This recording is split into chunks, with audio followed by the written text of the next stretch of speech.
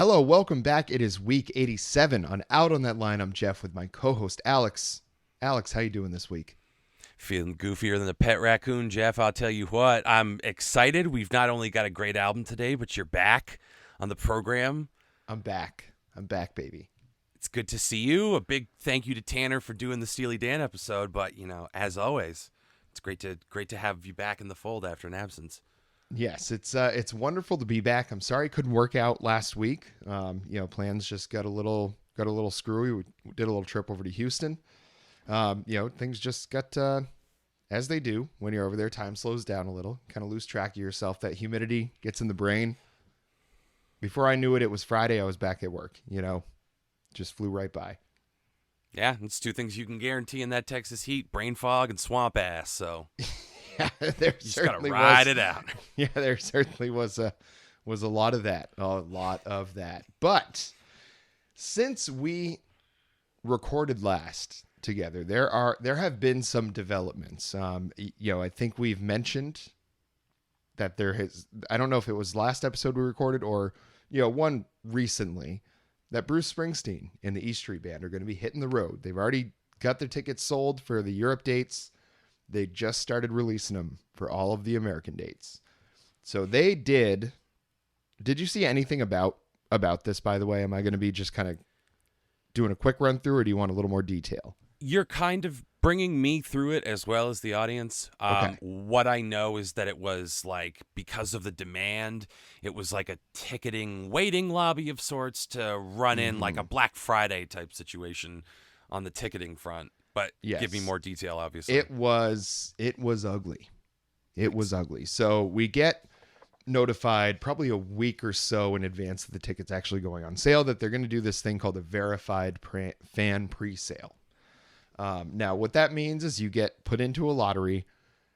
If you're selected, you have the opportunity to purchase tickets when the pre-sale starts. Now, there's no guarantee that you're going to get them. It's just your chance that you're going to get your chance to get in there and get them. As long as you're there in time in the waiting room, like you were talking about, it was that sort of situation. So you get in there, morning of the tickets, of them going on sale, you get in that waiting room 10 minutes beforehand, and then it goes into the queue. So now you're like waiting in line behind people to get your chance in the website to pick your tickets. So I was like number 4,000 or something like that. The venue holds probably, for a concert, it won't hold max capacity because some of it will be taken up by the stage and they'll block off some of the seats. But I guess they add them to the floor. It's probably, 22,000. It's a similar size to like a NHL or NBA sort of arena. So probably a great venue to see the boss. He's kind of perfect for that size venue. But I finally get in there. I wait my turn in this queue. I finally get in there, and these blue dots are just like falling away, just like turning gray. And I'm like, shit, I better get in there. So I click on one ticket, $1,800 for the floor seats. And I'm like, that's crazy. I mean, I knew that floor seats would be expensive, but I'm like, I've done okay this year. Let's see what, maybe I'll splurge for that, because I know my dad would definitely splurge for whatever the ticket costs. So I knew that wouldn't matter. But those tickets were just gone. Clicked on another floor seat. It was now $2,500. And I was like, what is going on here? So I was like, I better just like get my tickets and I can worry about upgrading later. So I go to the upper deck, the 200 section. I say upper deck, it's the second deck. And I find some tickets for like 150 a piece. And I grab 4 just like right in a row. They're not center stage, but like just off center stage. So we're like not behind stage or anything like that.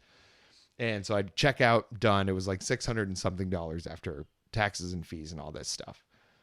Those tickets, immediately when the regular sale started, I looked at that section. People are trying to sell those tickets for almost $600 in the row that we got.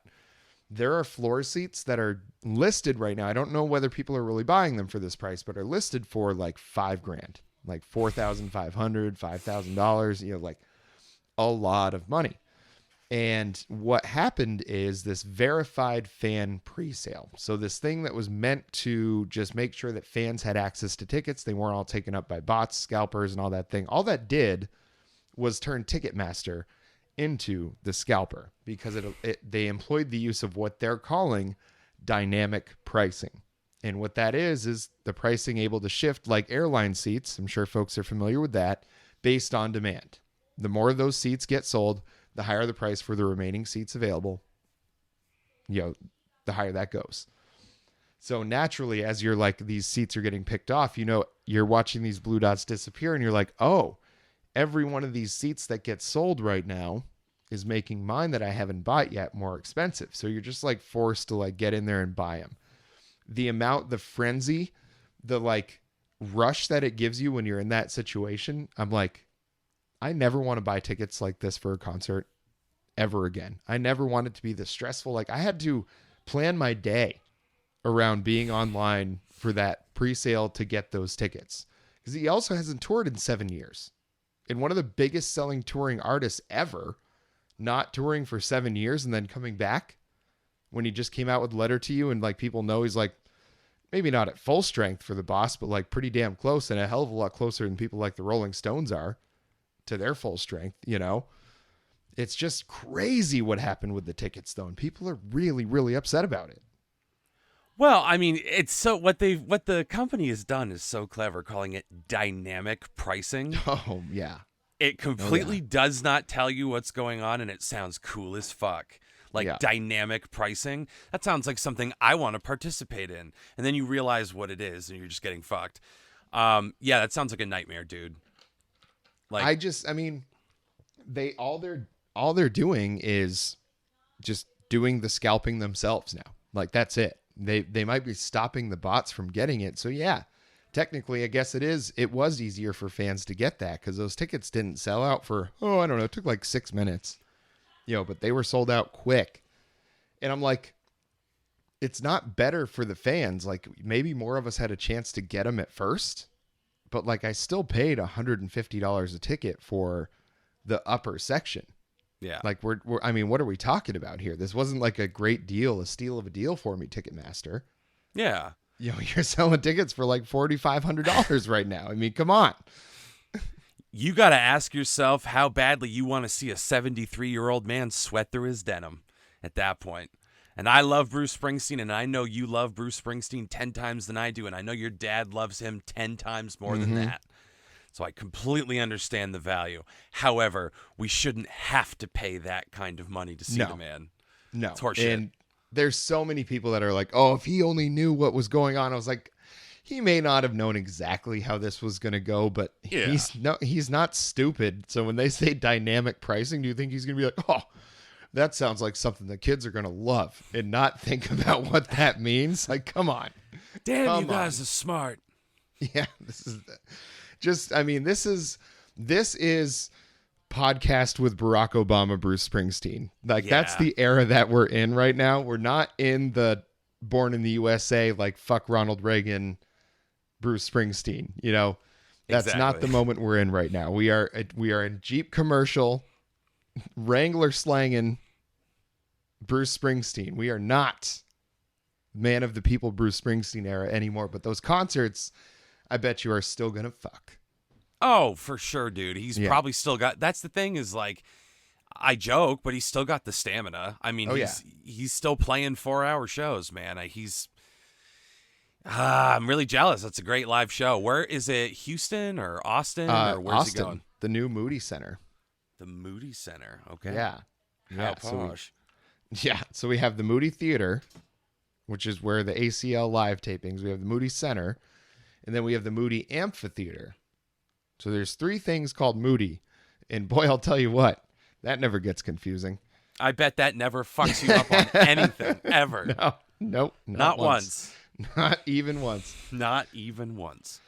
Yeah, I mean, it's going to be, I was going to pay the price, whatever. I've seen Bruce a couple times. I know what kind of concert I'm going to be getting out of this, and it's going to be even better because it's going to be the first time I'm at an indoor venue, which in Texas is going to be nice, even though it is February, so hopefully it'll be a little cooler anyway, but I'm really looking forward to it. But I mean, people got to understand the era of Springsteen that we're in right now. Yeah. Daddy can't help us right now. Yeah. And he just, I mean, I just can't imagine that he cares. I don't think he cares at all. Even a bit. Yeah. We can love Bruce Springsteen. We can remember that he is like fundamentally a decent human being and has done a lot of stuff that we love, but everybody kind of hits that age point and that level of fame, and it does things to you. Yeah, I mean, I'll close with this about Bruce Springsteen, and maybe this is like, I don't know if any other fellow Springsteen fans are listening to this. This might sound a little blasphemous, but you have to kind of question the motivations and honestly the morals of a man that can gross over $1 billion worth of like tour revenue and album sales in his career and still be as motivated as that man is at 73 years old, having made the amount of money that he has. And he's like, you know what? Round them up, boys. Let's go make some more. Like, a lot of folks are like, he's a real hardworking man, and he is. But the amount of money, I sure as shit wouldn't do anything for the rest of my life. If I had that much money, it'd be Jabba the Hutt. Guarantee it. And I'd have the money to survive. Dude, Not him, though. Like, if I were him and I were in that position, I had that kind of money, I'd be going to like coffee houses in New Hampshire and just playing there and being like, nothing else to do with my day. I'm richer than Midas, so I'm just going to like show up places and make people's day. I'm singing at a pizza parlor in Skokie later. Yep. It's going to be magic. Yeah, I mean, just there's so many things I would rather do. I mean, I'm sure he still just gets that rush from touring. Fuck yeah. Yeah, I mean, that's probably a huge part of it. But, I mean, I'll just close with that. Like, I think you got to question a little bit the man that has that much money and still wants to get more. That's all I'm going to say. Yeah, in a capitalist system, you always got to treat people who are multimillionaires and up as a little sus. And that's all I'll say. Yeah. Yeah, I think we can. This is turning into a progressive rants podcast really quickly. We need to pivot in quickly. We're going full Marxist. We need to pivot in quickly. Well, what do you say we talk about? I don't know. Is this album like surprise of the year? It was one for me. Absolutely. Well, yeah. Here's the thing. In isolation, it was a surprise, but I know Viagra Boys, so I kind of knew that I'd be into it. Okay. I just didn't know what it would be like, but yeah, like super pleasant surprise within the realm of being familiar with Viagra Boys. Yeah, see, I had not listened to them at all, so I kind of gave both. You sent me 2 albums. And how do you pronounce the other one? I think it's Like Healy. Like Healy? Okay. Because I kept seeing it and wanting to pronounce it like, what's the other one? Like Lee? It's like Lykke space Li or something. There's another artist that the name is that, and I don't know. Maybe I was being a little dyslexic, but I kept wanting it to pronounce it like that. But I gave each of them, I was like, all right, I'm going to pick like 3 random songs from each of them. I'm just going to click them, listen to a little bit, and just see kind of which one sounds more interesting and like I might find a little more to pull and talk about. And Viagra Boys, I mean, I liked what I heard on the other one, but Viagra Boys, I was just like, what the hell is this? Yeah. Because the 3 songs that I picked when I did that was one of your choices here was the cognitive trade-off hypothesis, Big Boy, another of yours, and then the one that I ended up picking at the end, Return to Monkey. You know, so like those are 3 drastically different songs. So I was like, I don't know what's going on with this, but I want to find out. And I loved going through the rest of this album and going in the order, and just there was a lot of tongue-in-cheek jokes. Like there was a lot of really like kind of laugh out loud moments. But a lot of it was very real. Like the storyline was easy to follow. I mean, they made it so. But it was funny. It was sad. It was like very real life, like allegorical kind of thing the whole way through. And it was just, I don't know, very, very cool. It's a tight 40 minutes. You know what I mean? There's nothing you could cut and nothing I'd want to add. It is a lightning fast 40 minutes. Lean, clean, fucking, it's a concept album, which, as we talked about, is our bread and butter. And I don't think expressly stated as one, but I mean, when that many recurring themes happen, you've got a concept in mind. Yes. And yeah, like you said, there's individual narratives. There's the narrative of the piece as a whole, and not like a traditional story, just like what is the overall idea they're trying to give us. And there's some really interesting shit in here. So I'm curious what leapt out at you. So do you want to just get right into the songs? Let's do it. Okay. So the first one was one of my picks was Troglodyte. Now this one, and I know you have a list running of like, influences and like other artists that you might have like kind of heard throughout this music. I don't know if you have this one on there, but I'm going to maybe add another to your list, LCD Sound System with Troglodyte. When LCD Sound System, so like they were kind of a dance band, but this was kind of a dance record all the way through, this Viagra Boys album. And did we say the name of the album? No, it's Cave World.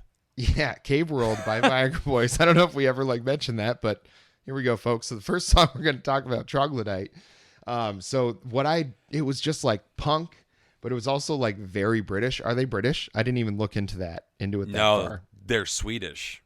Oh, well, that explains why it was so weird, I guess. Yeah, same thing, basically. Yeah, same dude. They're all over there, yeah. But it's just like, you ain't no ape, you're a troglodyte. I mean, what a biting insult. Like it just, to me, I was like, okay, I felt like I was dealing with something clever at that point, very tongue in cheek. And I was like, okay, now I'm in. Now I really want to hear the rest of the lyrics. And this was the song that really zeroed it in. Because musically, I loved it. It was just that kind of like scratchy punk rock kind of sound. And the lyrics were very direct and straightforward. But that chorus, you ain't no ape, you're a troglodyte. I'm like, damn, imagine someone saying that to you. Yeah, that's a burn. That's a deep burn. This song has all the energy of like a Tom Green skit. Like the approach to it is like there's a lot of anger and condemnation in it, but it's done in that kind of manic, I got you a bag of jewels, Betty, like kind of Tom Green, like completely unhinged performance. It's a very like narratively cohesive record that's done in like the most unhinged kind of way.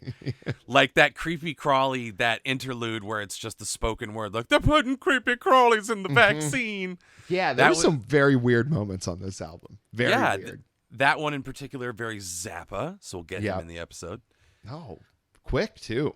Done. No, in all earnestness, it was reminiscent of stuff like Muffin Man by Zappa, or like all the Central Scrutinizer stuff off Joe's Garage. Stunting on the people a little bit. Anyway, yeah, this was just like super danceable punk. But it was like brash and insulting, but not like we're edgy for being angry. Mm-hmm. It's like we're pissed and there's nothing we can do, so we're just going to sublimate that into laughter.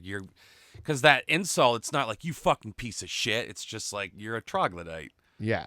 You're a big silly goose. Get the fuck out of here. Yeah, just just getting called a troglodyte. That's rough. Damn, like what do you do? Like what do you do? Because I'm not even exactly sure what a troglodyte is. But I think because it's left to the imagination, it's so much worse because it's going to be whatever anybody's worst opinion of what a troglodyte might be is what they're going to imagine. As far as I understand, a troglodyte, they're like subspecies of like undeveloped human or something like that. I don't know. Maybe I just said something horribly racist. I don't know. Like little golems? The only thing I can equate it to is I'm going to fuck up the movie Bone Tomahawk a little bit, but there is a tribe of cannibalistic troglodytes in that movie. And basically, they were just like, yeah, hardcore, like cannibal punk motherfucker. Okay. Like body piercings, sticking bones and shit through their own skin. Like, so I don't know. They're like hardcore bestial human beings or something. I'm pretty sure. Okay. Like primitive humans. I don't know. It's the best I got. Well, that I would not want to be called that. Well, and to be fair, the troglodytes in that movie are pretty badass. I think most troglodytes were probably doing the YouTube thing where they stick their finger up their ass and sniff it and fall off the branch. You know what I'm saying? I think that's the way Viagra Boys are using it here. It's like, you're not even good enough to be a monkey. You're just some prick.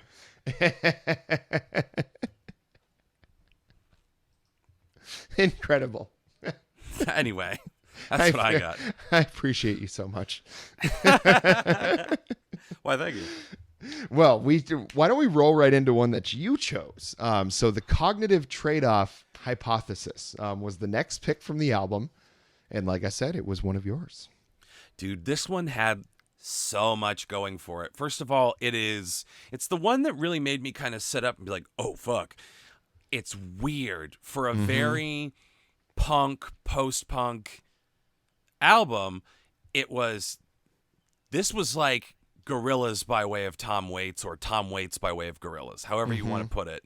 Fair. It's just got this really uncomfortable kind of vocal performance to it. It's musically, it's like nothing else on the album. It's got like weird synthesizer parts. And it's this dunk, dunk, dunk, dunk, this kind of like driving beat. The hook in the chorus is amazing. We climb down from the trees and learn to speak. It's amazing. It's such a weird fucking song. And then the narrative inside of it is fantastic. This like imagining of what happened, like how did human evolution happen. It was like, we were pathetic. The other chimps were like, get out of here, and pushed us out of the tree. So we had to develop from there for our own safety because we weren't protected by the tribe anymore. And that's how we became addicted to our fucking phones, as you see us in 2022, and fat and indolent and very disconnected from our primal nature, our short-term memories, as they say. Detailed short-term memory. The verse 2 on this song was just such a weird experience, when they just basically saying that the reason we evolved from monkeys is because we were basically booted out of the trees because we were the weak ones. Like humans evolved from the weak ones that like weren't strong enough to cut it with the rest of the crew, with the rest of the monkey crew. And I'm like, that is such an interesting perspective, because we get told our whole lives, like, we're the top of the food chain, right? Opposable thumbs, baby. Like, it's a brave new world when humans came around. And we realize that it's like, no, we only exist because we got kicked out of the spot, and we just were like conniving enough to figure out how to get back on top. Yeah, that's right. Revenge of the nerds. You know what I mean? Human evolution is sort of like the ugly girl in high school who blossoms into a beautiful swan at the 10-year reunion. That's how. And then it that's just goes to my her head. Perspective. Yep. Yeah, that just severely goes to her head. She's addicted to heroin by 35 and downhill from there. She's putting all of her classmates in cages and feeding them bananas. You know, just like, who's the monkey now? Who's too stupid and weak to sit in the tree and throw shit at each other now? then we have the revolt. And that's also like, that's the point of the song too, is like, and on a couple of these songs, but it's like, yes, we technically evolved from shit flinging monkeys, but we're just different shit flinging monkeys flinging different shit at this point. So let's not let's not tear our rotator cuff patting ourselves on the back too hard. Yeah. And it was, and I don't know if you, did you notice on this one, do you think when he was talking about his ADD that he was referencing the song later on in the album? Do you think those two things, because it seems like everything else was so connected that I felt like he was like, okay, well, here's this little Easter egg about the story I'm going to tell you later. I think they're definitely connected, maybe not necessarily intentionally, but obviously like that theme kept recurring because it's connected to the idea of evolution. And it's like, damn, my attention span is so short, because attention spans are getting way shorter in this, like, as time goes on. It's pretty nuts. Wait, what were you talking about? Yeah, what was I talking about? Da-da-da-da-da-da. Bits. But yes, to answer your question, I think there was definitely a connection, whether it was intentional or not, I can't say, because so much of the same notions came up all over the album. Yeah, this had to have been, I wonder if we could ever find out if they wrote this like really quickly, because I feel like the way these ideas are getting presented and the way it's so connected, it's like this would be something that would be very difficult to write over a long period of time and have it still sound this cohesive. Well, especially if you have ADD, it's probably really hard to knuckle down and write this kind of stuff. And a lot of the songs have that kind of like, quality to it. You know what I mean? Like, I got distracted and added a synth line. Yeah. But it works. Yeah, it sure does. It sure fucking does. And this was, I think, before this point, until we got to this song that we were talking about, you know, the cognitive, before we leave this one, it was a punk record up to this song. This was where it became, I feel like, very experimental, like almost a very like progressive album. Like there was a lot of elements of this. Not that they sounded similar to Coheed, but they were very progressive in the way that Coheed is, where it's like they're not tied to one genre. They might be associated with one and have some songs that fit with that, but they're more than that. There's a lot more to it. I think what other influences did you have listed on there? Did you have like several? I have several, and in different ways. They're not as electronic as Aphex Twin, but they do that kind of weird, uncomfortable, jolty, like we talked about, Creepy Crawlies, the spoken word thing. Yep. They're putting it in the vaccine and they're drinking the kids' adrenochrome. It's just like one of those, and like the panic behind the music that it's set to, just all the little like glitchy moments like that kind of remind me of Aphex Twin. It's got the creepiness that like that music has. On Troglodyte, you hear Devo. I hear Devo. Yes, you sure do. Which is a weird pull, but I hear it. Yep. Again, Tom Waits and Gorillaz a lot on this. You brought up Mr. Bungle, which until you said it, I hadn't been thinking about it, but it's absolutely true. Well, what do all those groups that we hear those influences, what do all those have in common? And you don't have to really think too hard about this. It's a very abstract kind of direction I'm going here. I mean, to me, they're all weird as fuck within their own playground. Exactly. They are so fucking weird to every one of them. And that is exactly what the Viagra Boys are. And that is exactly what this album is. And that's exactly what makes it so good. Oh, it's incredible. There's something, it refreshes every like 10 seconds. Yes. It's great. Yeah, it truly, truly is. But we have another pick of yours called Ain't No Thief. And this one was hysterical. This is the funniest song on the album. This one was very funny, and that's why I picked it. It's got that kind of lo-fi fuzz punk kind of sound. But yeah, it's a hilarious story. It's like this dude who's very indignant about being accused of stealing all of these things that are so goddamn specific. There's no way he didn't steal them. Yeah. But just listening to him deny it up and down, just like you catch a guy and you're like, what the fuck are you doing? That's my hat. And he's like, no, it isn't. I received this when I made my 1000th Make-A-Wish. Like, it's just such a funny song, the way that it's pieced together. I was thoroughly entertained. But I felt like this was the best example of representing somebody's psyche on the album, because we have these stories about these concepts about, humans getting kicked out of the trees because we were the weak monkeys. So that's why we evolved the way we are, because we couldn't live up there. So we had to find other ways to do it. It's like just the way that they can think through these things. And like, this is a concept I've never heard in a song before, but it's hysterical because you immediately know somebody like this, whether they're like stealing something or somebody that for the life of them just cannot be wrong about anything, no matter what. They can't just say, yeah, my bad, I made a mistake.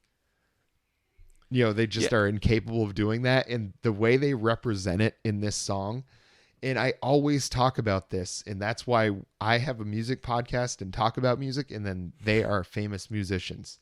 It's because the way they tell that story is so much better than the way that I would tell that story. Just the words they use, the angles they take with it, their perspective they tell it from is just so much better than anything I could have come up with. Well, and I personally love a pathological liar who will turn their lie back around on you when they're caught. It's so awesome, dude. It is. I'm going to clip like, that sound. I love a pathological liar. There's someday that I'm going to be able to use that on you. We should be able to make shirts for this show that say, I love a pathological liar. But like, it's your greatest entertainment value is watching someone try to dance the sidestep on the head of a pin. And that's what this song is it's just that. That's actually a great example. The musical Best Little Whorehouse in Texas has a song called The Sidestep, where all these reporters are trying to ask hard-hitting questions to the governor, and he keeps giving like bullshit answers, and then the whole thing is like, ooh, I love to dance a little sidestep. Now they see me, now they don't. I've come and gone. It's like, it's a great musical number. Charles Durning did an amazing job with it in the film. Anyway, big tangent there. But I love a grifter, and this Mm-hmm. is like a grifter song. How dare you, sir? I ain't no thief. As he's stuffing silverware into the inside of his jacket. And that's what this song is. I love it. I love the energy. Just the way he says motherfucker at the end of every line. Like he's kind of singing the whole time, and then that last line though is, and I had that lighter specifically made for me, motherfucker. It's so good, dude. Just so indignant, so like just dug his heels in, and it's like you're not getting him off of that position. You're prying that out of his cold dead hands. Especially because the lighter is something very specific. It's like Johnny's Seaside Birthday 1993 or something like that. Well, how about we move right along to Alex's Big Boy? Yes. This was just another one of those really, really fun. It had kind of a weenish quality to it. Mm-hmm. That like fat, kind of herky jerky, weird. Like I think that guy's on mushrooms, but I don't know. Like what's he hearing in his head when he's tired and coming down from mushrooms? Great lo-fi quality to it. Those creepy like call and response. I'm a big boy, big boy. It kind of has that flashy like stepping out kind of thing. But then ties in more of that social media stuff where he's talking about like, I'm a fat dude, and everyone's saying, don't you want the 6-pack abs you see on Instagram? And I'm like, hell no, I'm totally cool with this. This is way less maintenance. I like this thick boy body, and I need a thick ass girl to keep me satisfied. And that's a message I can get behind, like my personal brand. So I had to pick that one. I mean, it is true, but it's just like, man, I don't know. I feel like there was some musical theater in this whole album. That's why it's like great that you brought up the what's it, best little whorehouse in Texas or something? Was that the name of it?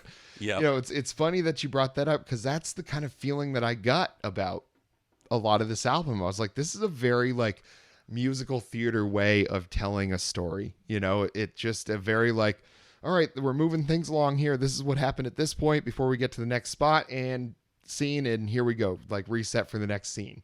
And I felt like the way that it moved through reminded me a lot of the Sturgill Simpson Ballad of Dude and Juanita. The way there were like interludes throughout. The whole thing kind of moved along at that and told the story the same kind of way that I felt like the Ballad of Dude and Juanita did. Because it wasn't all about, not every single part was like move the story along. There was like a side part about telling a little more about this character so you can understand when something happens to them in the story later on, why it did, all those like kind of like tragic cycles that all these characters go through. And I feel like they did something similar with this album as Sturgill did with that one. And sound wise, no, there's no country. It's one of the few things that I don't hear in this album at all is like country or bluegrass or anything like Western like that.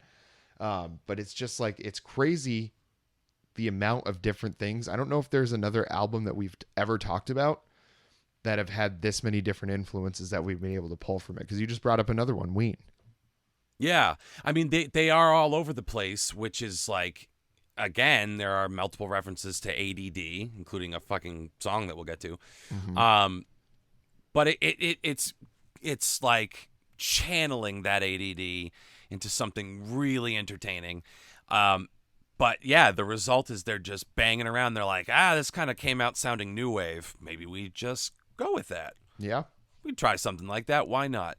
But it's, for the most part, yeah, it's like dance punk, post-punk, fuzz punk kind of stuff, but they always find new ways of surprising you. It's great. Yeah, they're truly, truly good. And speaking of ADD, why don't we move right along to the second to last song that we're going to talk about? And this one is called ADD. And when you're listening to this one, if there's a better representation of what ADD is in music form, I would like somebody to find it for me, because I don't know if it gets more accurate than this. Yeah, I mean, I couldn't agree more. This is like, we talk about how the album is all over the place. This song is something to behold. I think it's a microcosm of the whole thing. I mean, it's just the way he says, can't concentrate on what you're saying. I need to call my dude and get my medicine. Is he talking about like prescription medicine or something else. He just said, my dude. Is that doctor? Is that dude down the street? We don't know. It's better than what they can get you from the doctor. Now we know. My shirt is wet because I've been sweating like a lobster. And it's just like the way that you're taken along on this ride in their brain as they're going through this stuff. It's like you immediately start thinking, I need to call my dude and get my medicine. And you have that thought like, oh, who are they talking about? They answer it in the next question. It's almost like they're answering they're asking themselves questions and then having to answer them. Whereas that like a normal brain is going to just kind of like process through those things naturally. I feel like someone with ADD that has to focus, like that's how things come to them and how they have to like go back out. It's also very clever. Like you drop a line, I'm sweating like a lobster. And then I stop and I think about, I get caught by that. And I'm like, sweating like a lobster. What do you mean? Like sweating his fate before he's dropped into a pot of boiling water? Or like, is the cooked lobster like sweating to you? I don't like, what does he mean sweating like a lobster? Yeah. Do they sweat in a special way? I know they piss out of their eyes. Did you know that? Mm-hmm. Lobsters piss out of their eyes, in case you guys didn't know that. But like, I just started thinking about that and I'm like, oh fuck, the song moved on while I was thinking about that. Oh, Jesus. The song like distracts you. It takes advantage of whatever like attention deficits you may have and exploits them. Yeah, it is. I don't know. I need to know more about these guys. Like, I need to know who the Viagra Boys are. I need to know, like, why they thought of this album. I need to just know more about, like, where all this stuff comes from. Because I've heard a lot of punk music. I've heard a lot of electronic music. I've heard a lot of dance music. I've not heard much music that combined all of them and sounded anything like this. You should definitely go back and check out the first two albums. The first one, I saw in New York. I was shopping at a record store and they were like, employee picks, which like some of the time, like half the time it's just like some douchebag, like, you know, faux Wynton Marsalis, like freeform jazz so I look cool. In case any chicks come in here and they're like, wow, who picked that record? Oh, Lionel, the guy with the neck beard? He seems awesome. And then like the other half of the time it's good shit. That's how I got turned on to like Prep, Serpent with Feet. I got turned on to a lot of people that I ended up liking because of like an employee picks type thing. It's a good system. And that was how I found Viagra Boys. And Oh, so I pass by those the employee picks all the time, and I walk by them because I'm like, what kind of stuck up assholes are out here trying to tell me what music to listen to? Well, and that's what it is. Here's the thing. 100% of them are stuck-up assholes telling you what music to listen to, but half the music that's recommended to you is worth your time. It's just you have to play those odds. Yeah, I just sit here as a person with a music podcast that does not make him money for doing it, thinking somebody else is stuck up about trying to provide their musical opinions. At least the guy that makes $7 an hour at the record store can like say that he got paid for his opinion, unlike us. Yeah. Oh man, but I'd certainly be interested in picking this one up on vinyl, and I'm definitely going to check out their other albums because I really, really enjoyed this one. But what do you say we wrap it up? Talk about the final song on the album, our final pick for the show, Return to Monkey. So this was my last pick. And this was like it's a great closer. Like we always talk about it. It's a song. You want something that's going to bring the mood of the album, kind of wrap up all of the feelings that you've had throughout the album, a good conclusion. Like that's what we really want on the final song on an album. Maybe not, doesn't always have to provide answers, but it's got to provide some guidance to where you might like locate those, you know?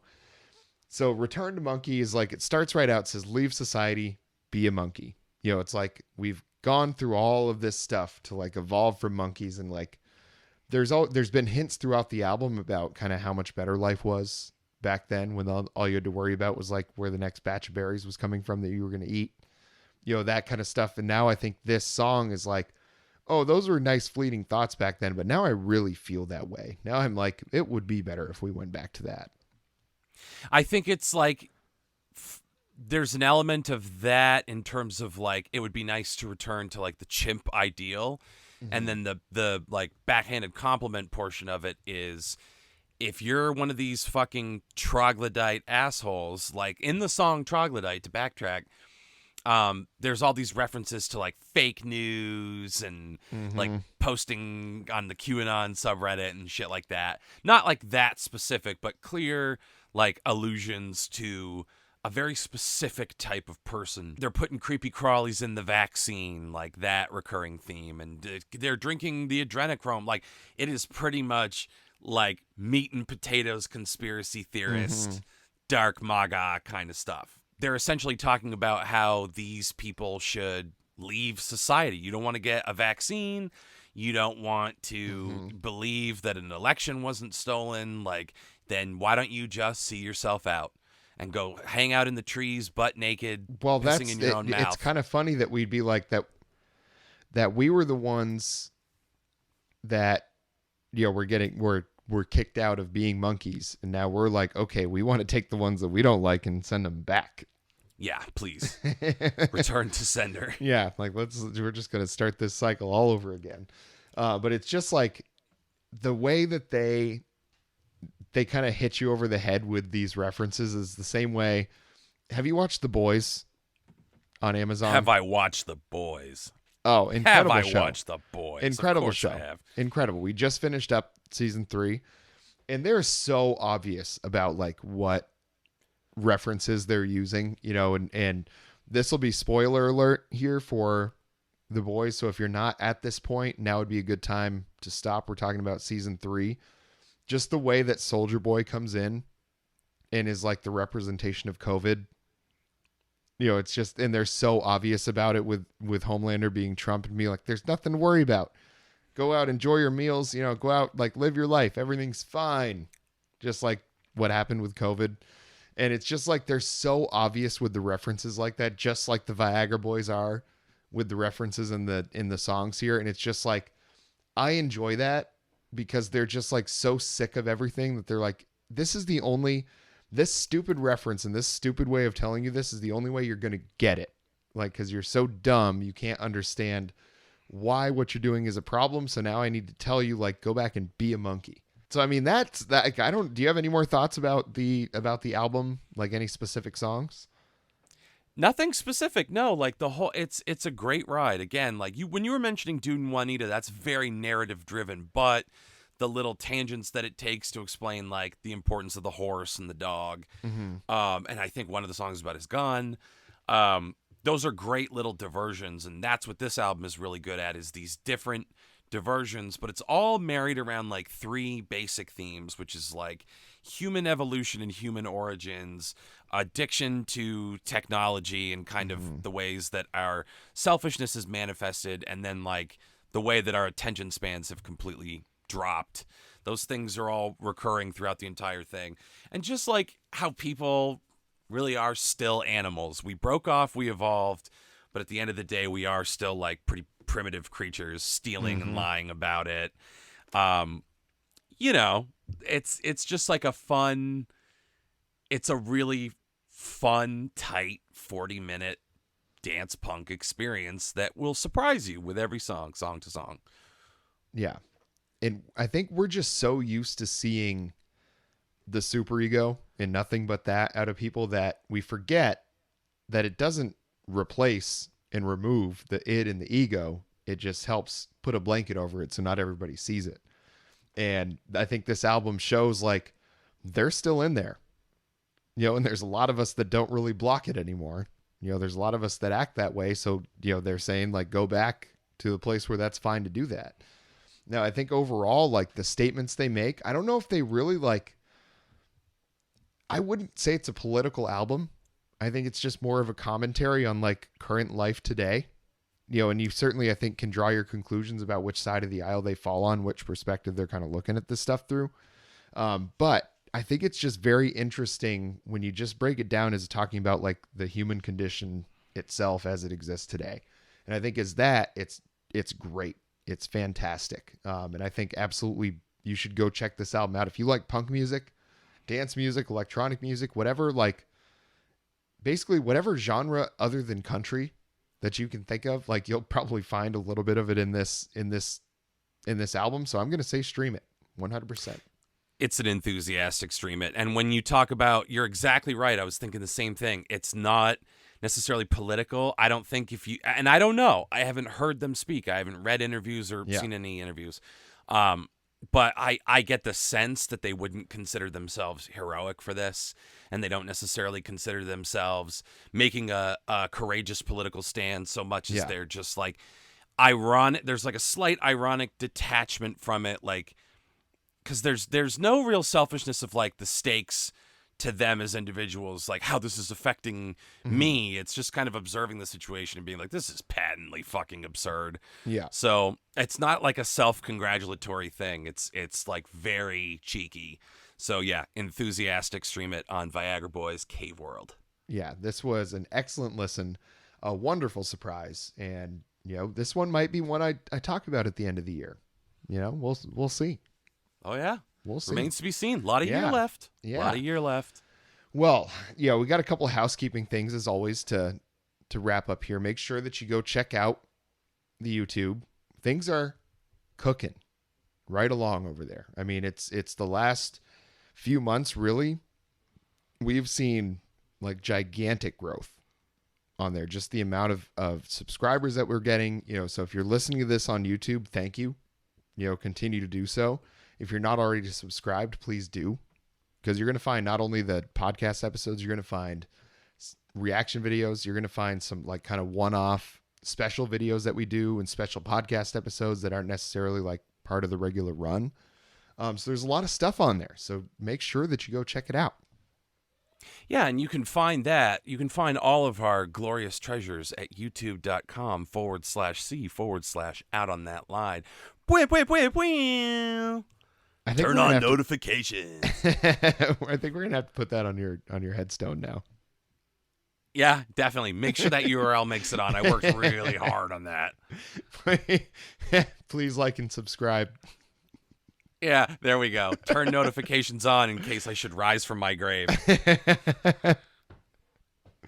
We could just do like a live cam of your grave, just in case. That'd be kind of fun. That's got to be somewhere. Someone is definitely doing a like 24-hour graveyard cam show, just hoping a zombie pops out. Yeah, I mean, well, the chances of someone rising from their grave are like, admittedly, very, very low, but never zero. Never zero. Exactly. In fact, that's something we should capitalize on. We should be like, we're going to live stream the graveyard. Isn't it? It'll be like an Andy Kaufman thing to just film a fucking tombstone for like 48 hours uninterrupted. And then one of us dresses up like a zombie and pushes through a mound of dirt at like 2 a.m. We gotta tap into the market where people watch like the baby eagles and stuff like that, and they'll like set it up for the baby possums. Like, we got to tap into that market. They're the people that want to do that. Be like, do you like the baby eagle videos or the baby possum videos? Are you looking for something with a little more edge to it, a little more excitement, a little more panache? Yeah. Well, come check this out. Just stay for a while, We're not going to tell you. Music playing, some very soothing music, and they just can't help but stick around a while. And then all of a sudden they're like, well, I've been here for 3 hours already. I can't leave now. What happens if he pops out of there? And then they're hooked. And that's the hook, is maybe someone pops out, maybe someone doesn't. We can't tell you if they even will, let alone when. Yeah. And are you going to want to be one of the people that didn't see it? Right, exactly. And you can bet on it. Like, when will he come out? Prop bets. Like, is there going to be a gross dangling eye? Am I capable of Tom Savini-ing this thing? You'll have to find out. Yeah, you'll have to find out. And you may find out next time on Out on That Line.